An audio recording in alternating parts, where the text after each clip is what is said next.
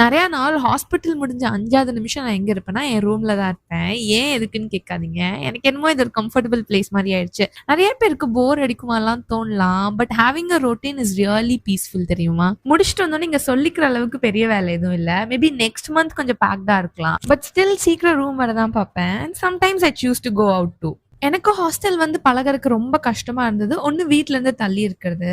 இன்னொன்னு ஒரு different mind set பீப்பிளோட நம்ம ஒண்ணாவே டிராவல் பண்ணுவோம். அவங்களோட ஒப்பீனியனே வேறையா இருக்கும். நம்மளோட ஒப்பீனியனே வேறையா இருக்கும். வீட்ல எல்லாம் இப்ப நம்ம ஃப்ரெண்ட்ஸ் கூட ஏதாவது சின்னதா சண்டை ஆயிடுச்சுன்னா, நம்ம வீட்டுக்கு வருவோம். நைட் ஓகே ஆயிருவோம். நெக்ஸ்ட் டே மார்னிங் திரும்ப நார்மலா பேச முடியும். இங்க வந்து அந்த டைம் கிடைக்காது. சோ நம்ம அவங்கள பார்த்துட்டே இருக்கிற மாரி இருக்கும். அந்த டைம்ல நம்ம அவங்க கிட்ட பேசாமயும் இருக்க முடியாது. ஒரு அமைதி இருந்துட்டே இருக்கிற மாரி இருக்கும். அது உண்மையால ரொம்ப கஷ்டமா இருக்கும் எனக்கு. நான் யார்கிட்டயும் பெருசா பேசாம இருந்ததே இல்ல.